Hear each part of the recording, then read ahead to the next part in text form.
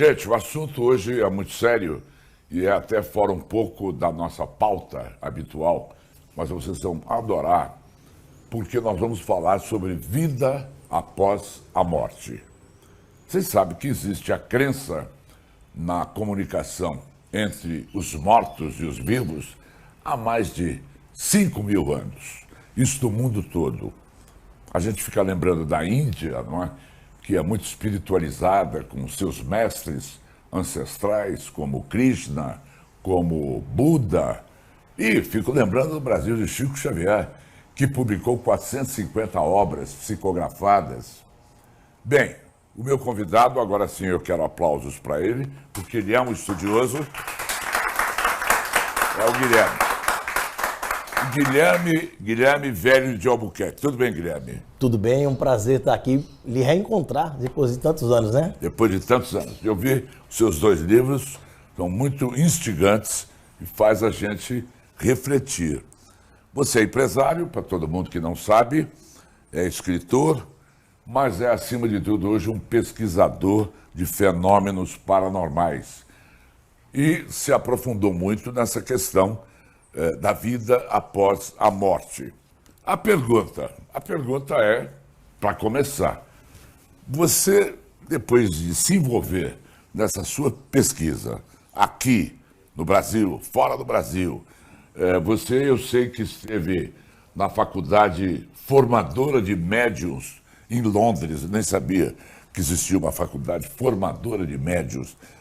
Você está convencido que exista vida após a morte?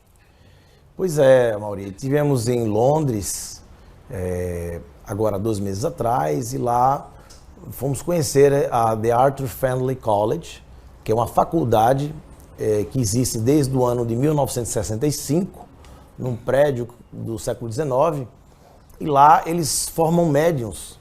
Na verdade, ali eles têm um trabalho com pessoas portadoras dessa faculdade de psicobiofísica, que é a mediunidade, e nós ficamos sabendo que alguns desses médiuns chegam inclusive a ajudar a Scotland Yard para desvendar aqueles crimes de serial killers, tudo, só que eles não revelam isso. Tivemos acesso a essa informação através de um repórter investigativo de uma revista inglesa, e nós fomos lá e tiramos essas fotos aí, para vocês verem. Ah, essas que estão no ar, estou vendo. Sim.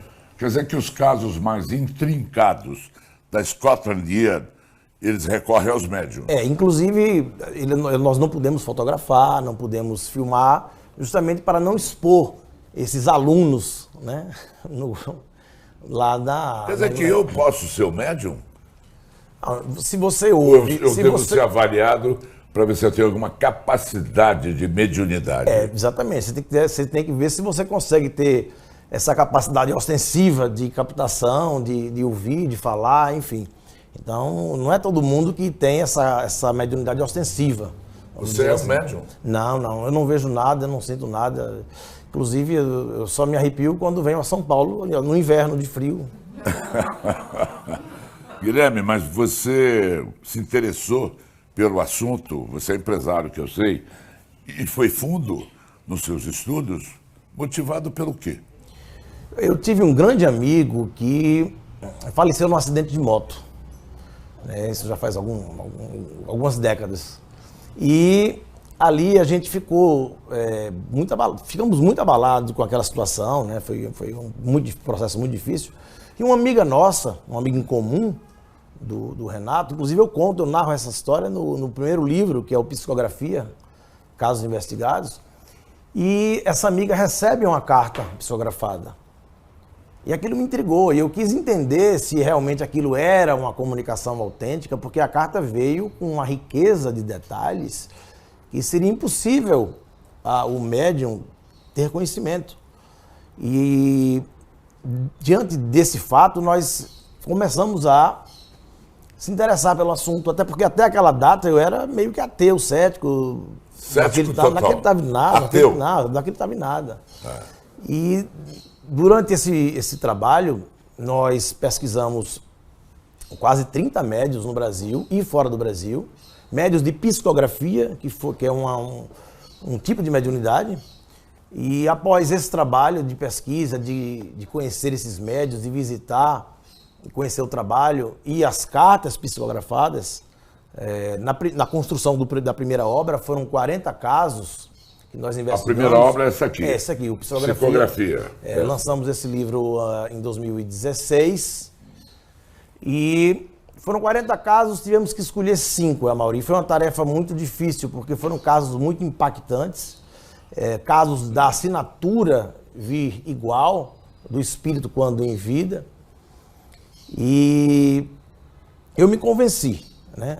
Depois nós lançamos esse segundo livro. A Imortalidade Estudada à Luz da Psicografia. À Luz da Psicografia. Esse livro, foi uma obra mais abrangente, nós chegamos a investigar cerca de 250 casos no Brasil e fora do Brasil também. Escolhemos 7 casos, né? Colocamos aí 7 casos foram nesse segundo livro, foram 5 casos do médium Orlando Noronha, que é um médium... Sobre os quais falaremos hoje. Exato, é um médium que começou com o Chico Xavier, passou 6 anos indo a Uberaba conhecer o trabalho do Chico. O primeiro caso envolve o médium Orlando Noronha. Sim, sim.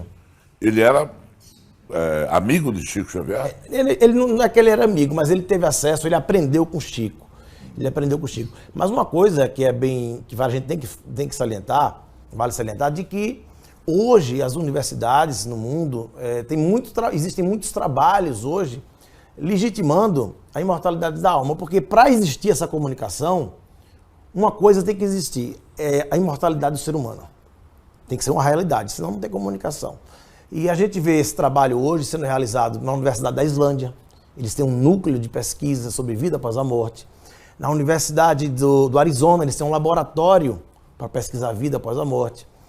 Então, a gente vê o trabalho de pesquisa muito sério sendo realizado em várias universidades. Aqui no Brasil, nós temos algumas pessoas fazendo esse trabalho aqui na USP, mas o maior núcleo de pesquisa aqui no Brasil é na Faculdade de Medicina da Universidade Federal de Juiz de Fora, que é no NUPS. Eles têm um trabalho muito interessante, porque eles reúnem um grupo multidisciplinar, com psicólogos, com psiquiatras, neurologistas e pessoas de todas as religiões, inclusive céticos, ateus. Não é um grupo de espíritas, são pessoas que, inclusive, boa parte deles não tem religião, são céticos. Eles fazem um trabalho de pesquisa para querer entender se existe realmente a vida após a morte. Porque o que acontece? Desde o século XVIII até hoje, desde René Descartes até os dias atuais, não existe um trabalho científico provando que o materialismo seja a nossa realidade existencial. Então, vida após a morte, comunicação com os mortos, entra como uma hipótese científica. Ô, Guilherme, deixa eu entrar já no primeiro caso, que envolve o médium Orlando Noronha. A Elisângela havia perdido a sua filha Carol. Sim. Não é? De forma trágica. Era brasileira? Era um casal de curitibanos que mora em Dallas, no Texas. Tinham 3 filhos. E a Carol, ela apareceu com 1 ano e meio com uma dor no pescoço. A mãe levou para fazer um teste lá, um MRI test, e descobriu que ela estava com câncer. Ela viveu mais alguns meses e veio a falecer. Então a mãe entrou em depressão, ela ficou muito, muito mal. Só que na casa dela, ela construiu um cantinho para a filha. Ela pôs um porta-retrato. Construiu o quê? Um cantinho, um local. Um cantinho. Onde ela colocava lá um porta-retrato da filha. E no jardim da casa dela tinha uma planta muito bonita. Então todo dia ela tirava uma florzinha e colocava a florzinha deitada em frente a esse porta-retrato. Então ela fazia essa reposição da flor praticamente quase todos os dias. Então após 1 ano ela veio ao Brasil. Meu marido não podia, ela veio só quando uma amiga convidou para ela participar da reunião de psicografia do médium Orlando Noronha. E nessa reunião, ela apenas preenche numa ficha o nome da filha, data de nascimento, data de morte. Não existe entrevista, não existe anamnese. As únicas informações que o médium teve acesso são essas. Então eles vão lá, 300 pessoas, eles distribuem 300 fichas. E ali ele vai chamando uma por uma, ela entrega a ficha, não existe entrevista, ela não relata nada, ela só faz entregar, o médium tem um contato com a pessoa. E naquele dia ele deu 8 ou 9 cartas, E uma das cartas foi a da Carol. Ela relata detalhes... Que ela manda para a mãe. Ela manda para a mãe e ela relata detalhes que não seria impossível o médico ter acesso. Porque esse caso ocorreu em Curitiba. Vem até o desenho de uma flor. Justamente, esse desenho aí, ela relata que quando via a mãe dirigindo o veículo, o carro, a mãe olhava pelo retrovisor, só via uma cadeirinha atrás, que tinham duas, que era do irmãozinho, e ali quando ela veio a morrer, a mãe só deixava uma cadeira, então a mãe começava a chorar, ela fala isso na carta. E no final da carta, para a mãe ter certeza que era ela desenha aquele porta-retrato que está lá em Dallas, no Texas. A gente está exibindo imagens disso. Tem um depoimento da Carol e aquela florzinha deitada que ninguém sabia. Como o médico podia ter acesso a essas informações? Porque nós pesquisamos tudo, inclusive nas redes sociais, que a gente sabe com as redes sociais hoje, você consegue obter muitas informações, então o médico não teve acesso, o Orlando Noronha não teve acesso a essa informação. Então, para a gente que pesquisa, temos isso como um caso autêntico de uma comunicação entre um vivo e um morto. Oi, meu nome é Elisângela, eu sou a mãe da Carol. Eu conto toda a minha história no livro do Guilherme, desde o início da doença da minha filha até o momento que eu encontro o Orlando, que é um médium que psicografou a cartinha da minha filha, né? E no livro eu coloquei a foto, o desenho que a minha filha fez para mim, que me levou a acreditar que realmente era ela que estava ali naquele momento escrevendo para mim, né? Que é o seguinte, tipo, aqui atrás de mim eu tenho o espaço que é dela, né? Então eu tenho a foto, eu sempre coloco flores aqui para ela e tem a florzinha deitada no porta-retrato dela. Então, assim, ali eu tive certeza que era minha filha que estava ali. E a partir daí, eu comecei a ter certeza que ela estava bem, que ela vivia, e isso me ajudou muito, né? Então, hoje eu acredito nisso, eu acredito que hoje ela não tem dor, ela vive, ela tá bem, ela tá sempre do meu lado, e eu acredito nisso. Elisa, fala, Elisa. Olá, Guilherme. Atualmente, quais são os médiuns mais conhecidos em atividade aqui no Brasil? Você fala da psicografia, né? Sim. Olha, nós tivemos contato com quase 30 médicos, como eu falei no início da entrevista. Eu conheço de perto o Orlando Noronha, esse que eu estou falando, que foi desse caso agora, que começou o trabalho mediúnico com Chico. O Newton Souza, do Ceará, tem um trabalho muito sério no Lar de Clara. É um médium autêntico. E o Alaô Borges também, que também está no nosso livro. Então esses três médios, eles têm esse trabalho que a gente pesquisou.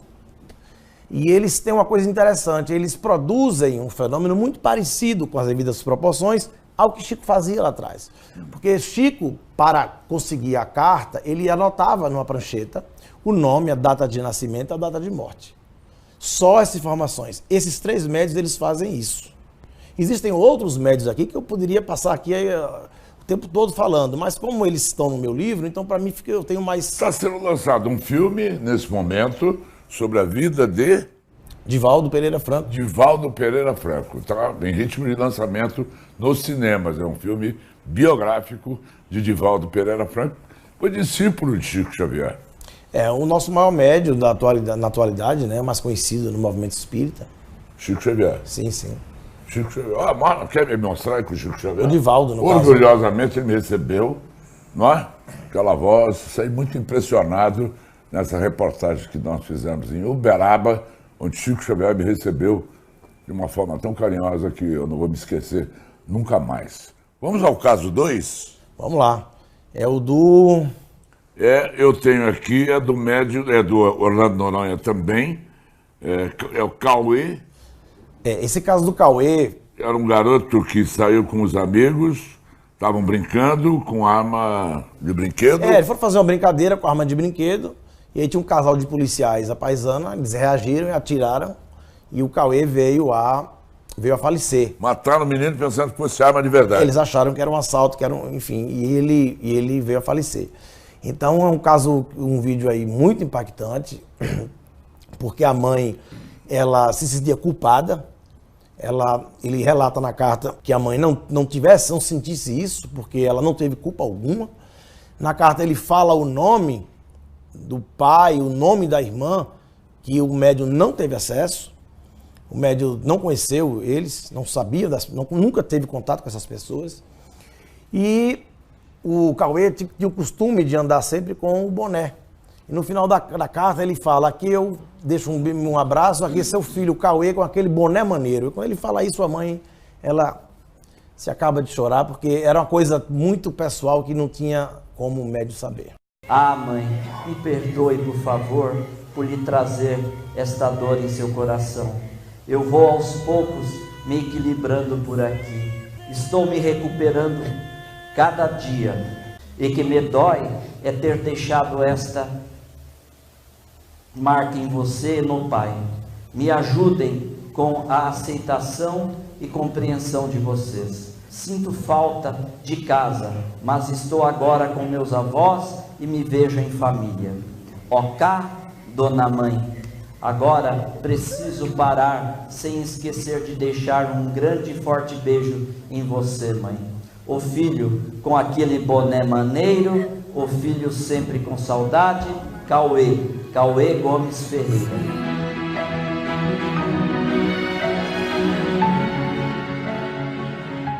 Agora, Guilherme, tem uma das funções da psicografia, não é só consolar os entes, os parentes, mãe, pai, sempre inconformados. Qual é o valor da psicografia? Eles falam algo mais além de dizer e provar que existe vida após a morte? Eles mandam recados, eles pedem providências?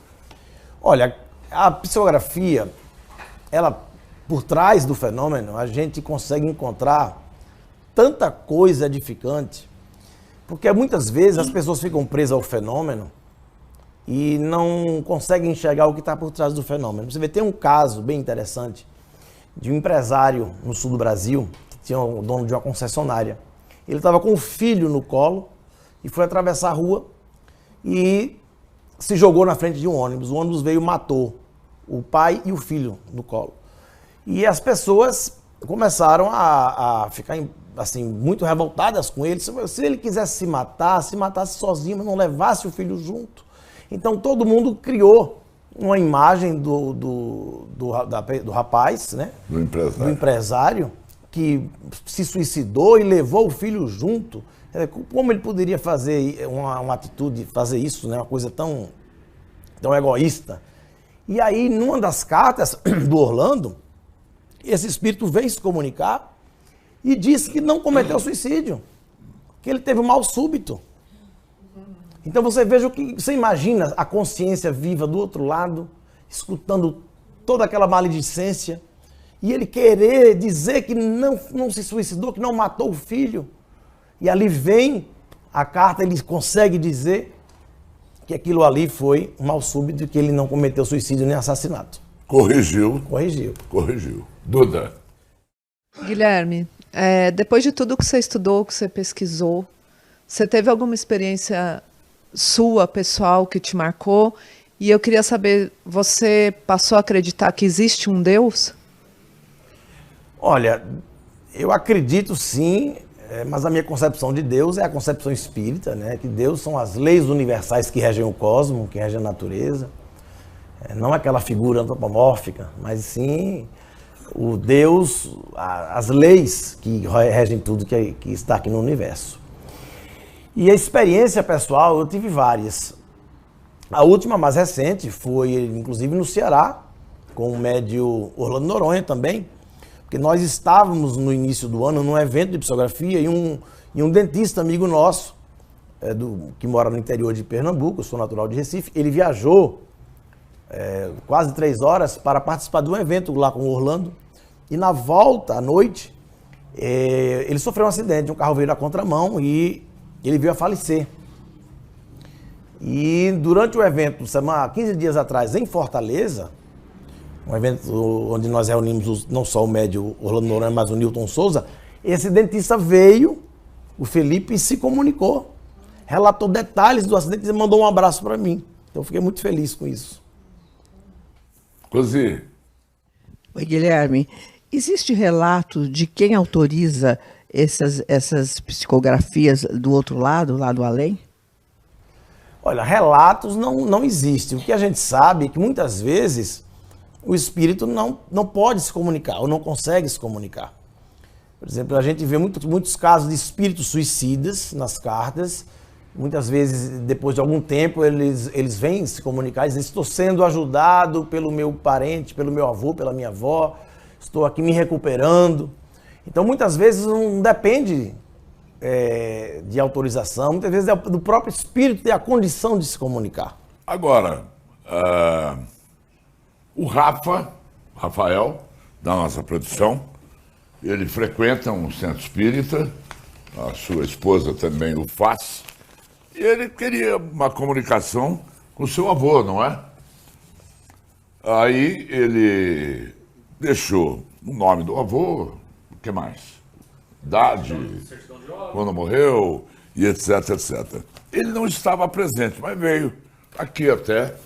Eu pedi para o Rafa trazer a psicografia, onde meu querido neto Rafael, estou muito emocionado e feliz, e etc, etc. Eu estou mostrando isso aqui, quero que você veja, o Guilherme.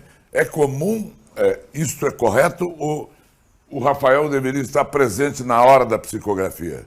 Que essa psicografia veio sem a presença da família do Rafael. Pois é, o que a gente tem notado é a banalização das mensagens psicografadas. Depois que Chico morreu, e com a chegada da internet, a quantidade de médios aí dando cartas psicografadas é uma coisa absurda. Tem muita fraude. Muita. Nós pesquisamos durante a gente entrou nisso, não foi para desmascarar a média, entramos para legitimar, provar a imortalidade da alma. Só que durante esse processo, durante esses anos, nós nos deparamos com fraudes, entendeu? Pessoas que se passam por médiuns para enganar, coletando informações das redes sociais, enganar pessoas e viver da venda de livros, da fama. Claro, entendeu? oportunistas. Oportunistas. Você vê esses 3 médios que estão no meu livro e o próprio Chico... Mas isso aqui é correto? Não, é difícil você acreditar. O médium teve acesso a todas as informações dele. Inclusive, como ele falou no início, antes do programa, ele conversou comigo, ele mostrou, ele deixou o nome, deixou a certidão de óbito do parente. Hoje em dia você tem programas pagos na internet que você põe o nome da pessoa, você consegue obter todas as informações, árvore genealógica, até o nome do vizinho. Vocês conseguem encontrar. Então é muito importante vocês procurarem saber quem é o médium, do que ele vive, ele vive de quê, qual o trabalho dele. Investigar a seriedade.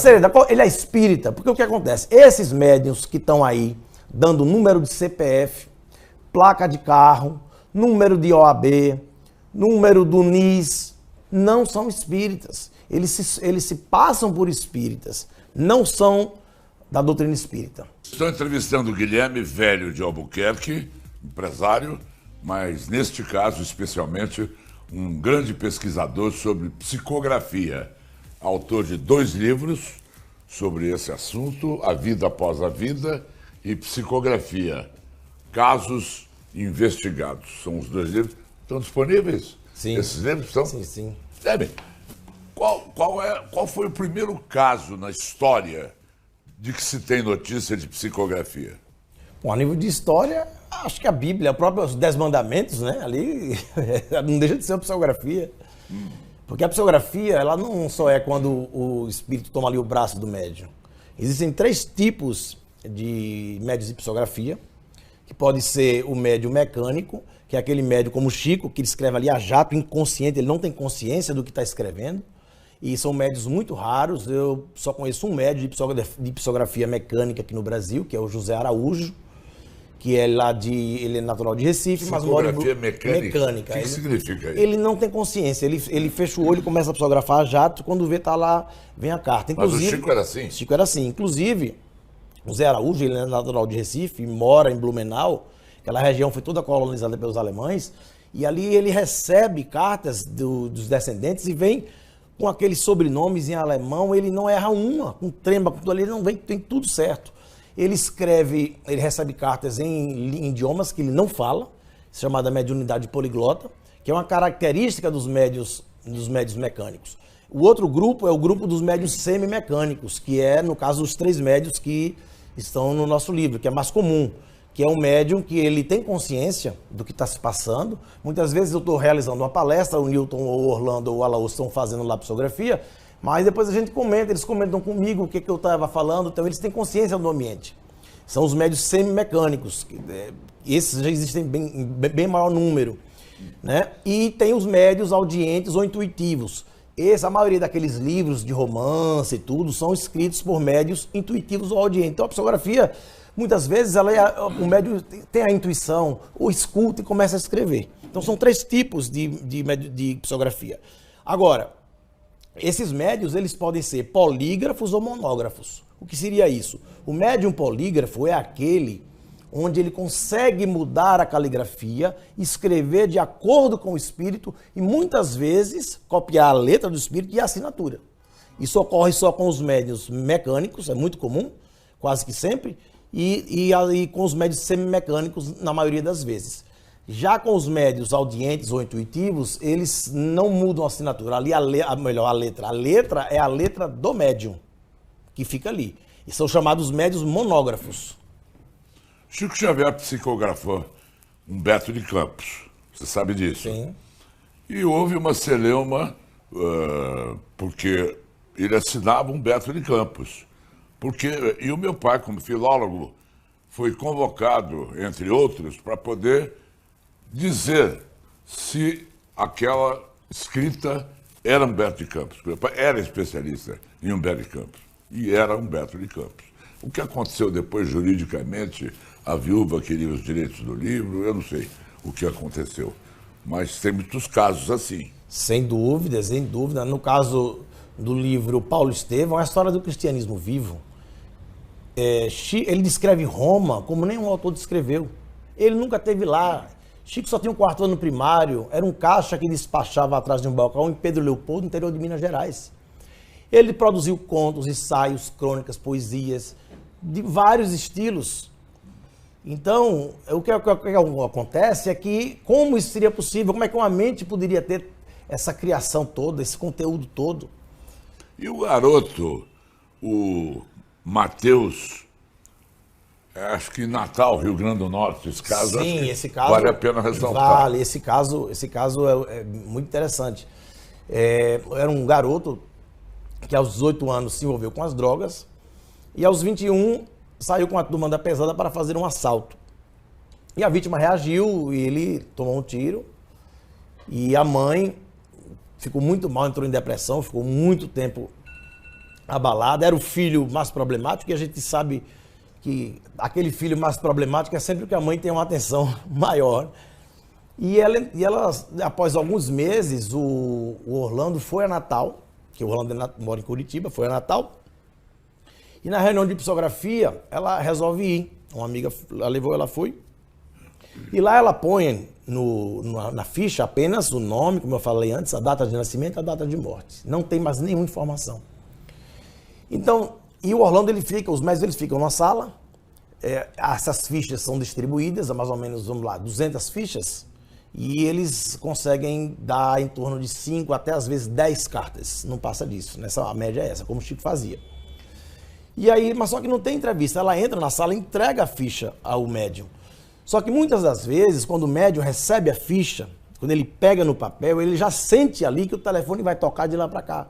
Porque não depende do médium escolher quem vai dar a carta. A carta, ela vem de lá de cima. Ele não sabe quem vai receber a carta. Não depende dele. Quer dizer que o telefone sempre toca de lá para cá. De lá para cá. Aí o que acontece? Quando ele recebe a ficha, Mauri, ali ele já sabe.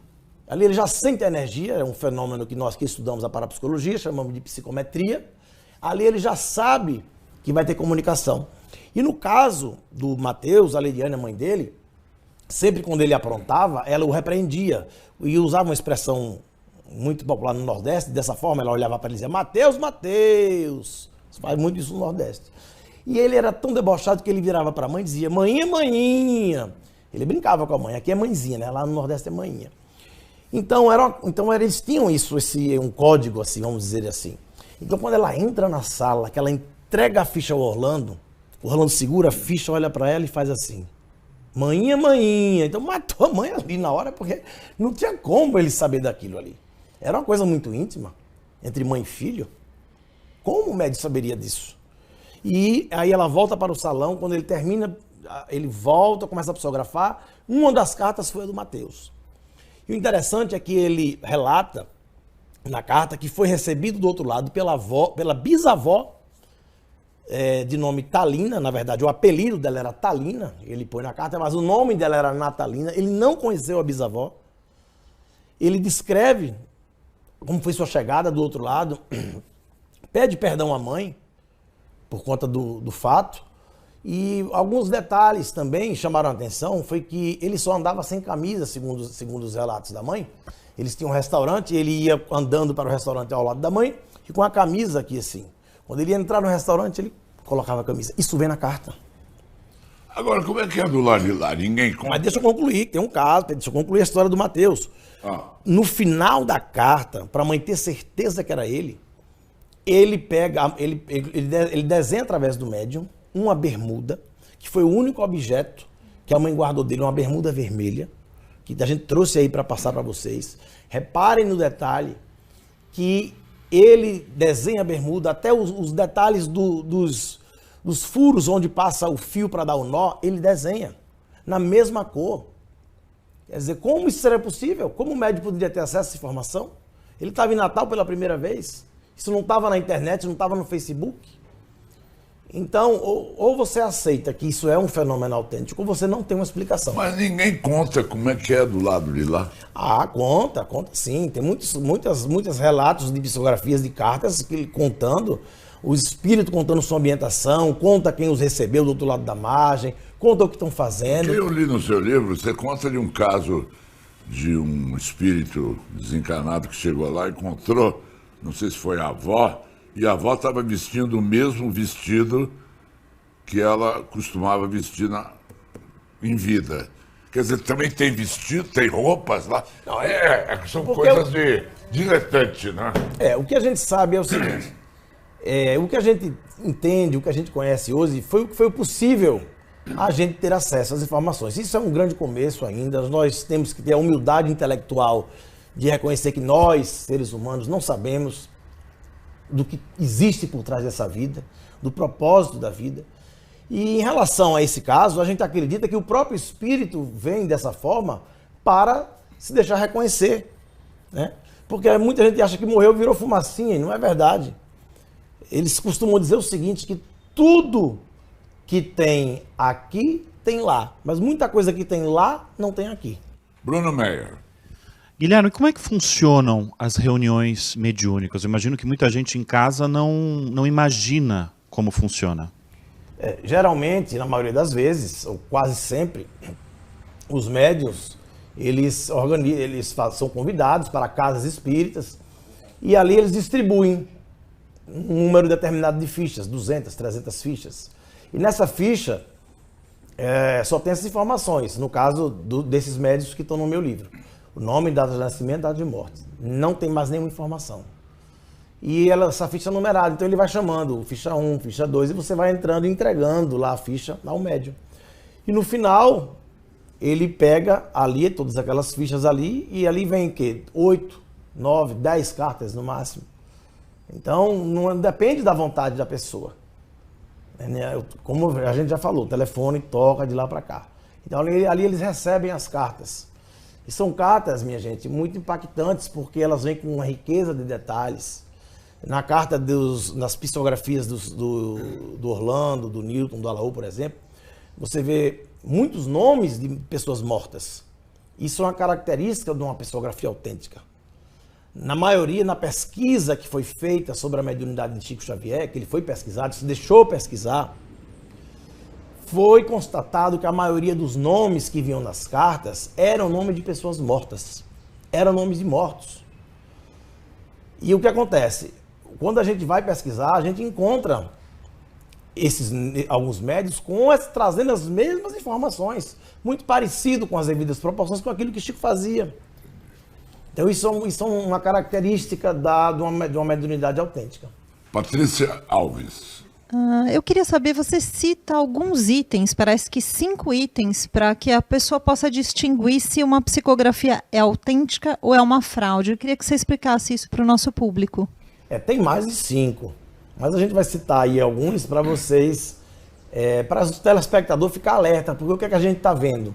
A gente está vendo hoje uma indústria de pseudos médios dando cartas com informações coletadas nas redes sociais. A gente tem denunciado isso a nível de alerta para as pessoas e a gente muitas vezes, eu não tenho sido compreendido por estar tentando alertar as pessoas. E eu faço isso orientado por Allan Kardec.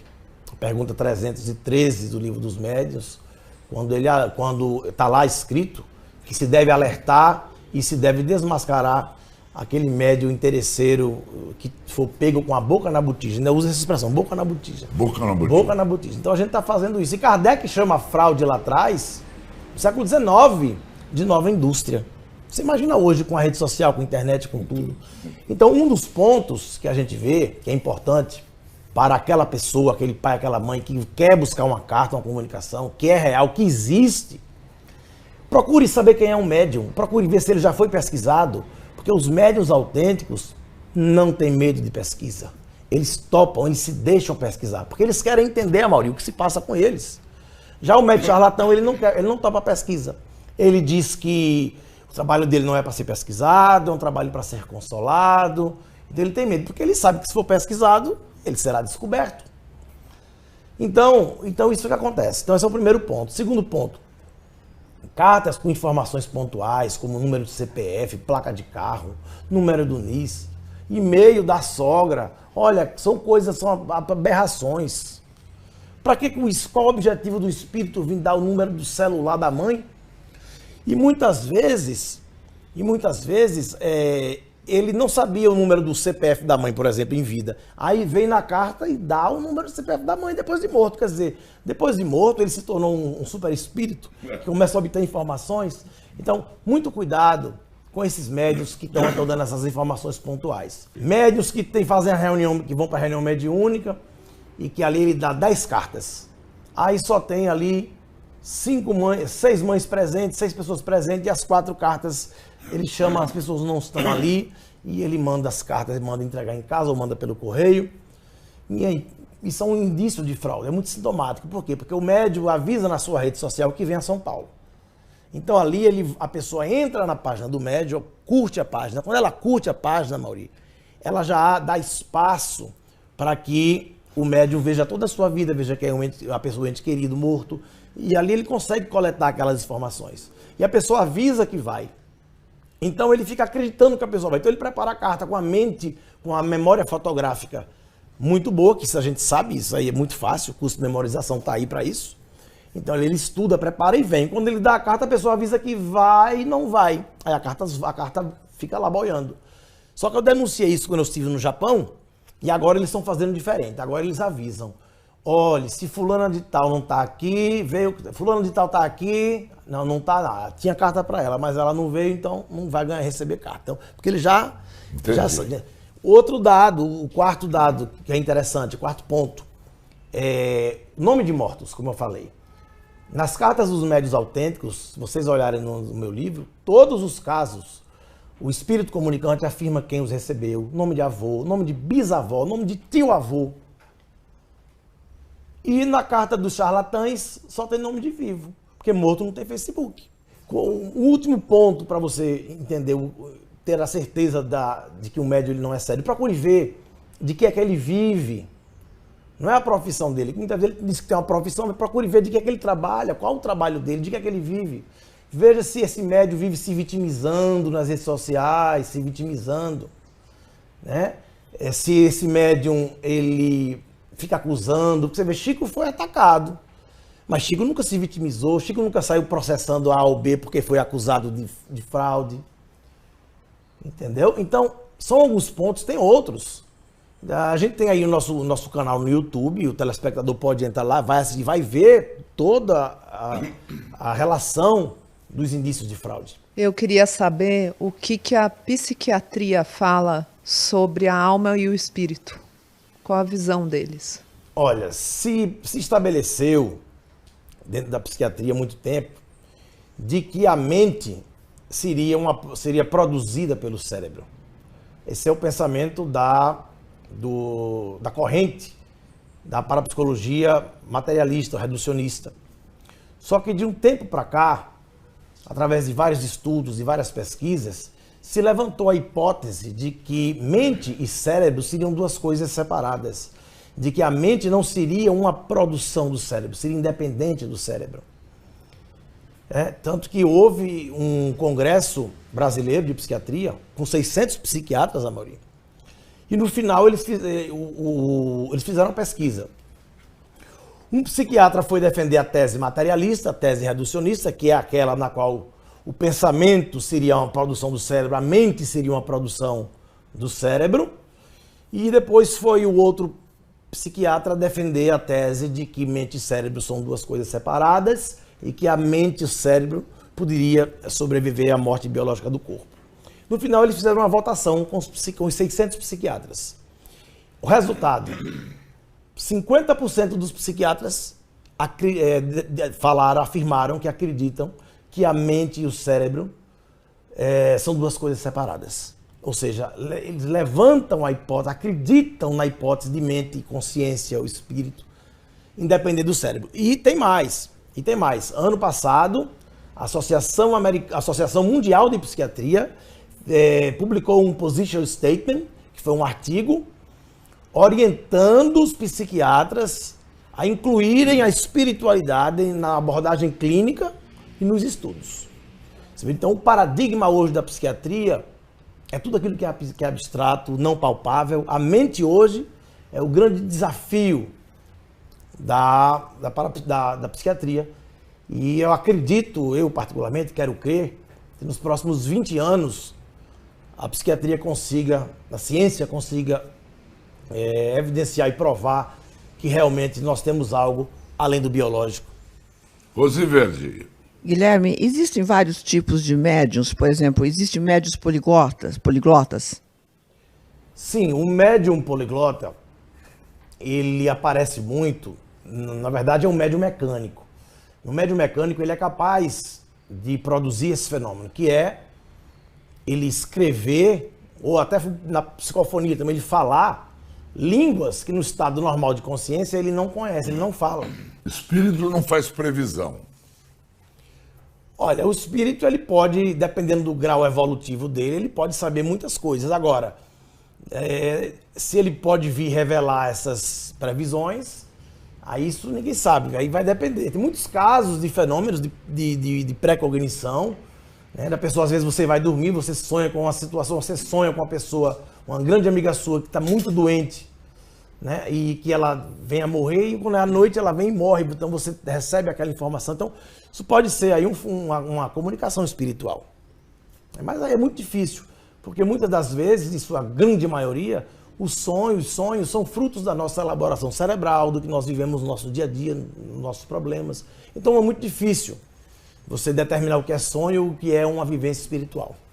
Guilherme Velho de Albuquerque, aplausos. E muito obrigado pelo seu desprendimento em vir aqui passar o resultado desses seus estudos, que já envolvem quantos anos? Mais ou menos 10 anos só na psicografia. Amaury, deixa eu só dar um recado antes de encerrar. Eu queria dizer ao telespectador, aquela pessoa que está nos assistindo, que entregou um filho, entregou um parente recentemente, que não consegue viver com a dor da saudade, de que esse parente, ele não está morto. Essa é a minha convicção.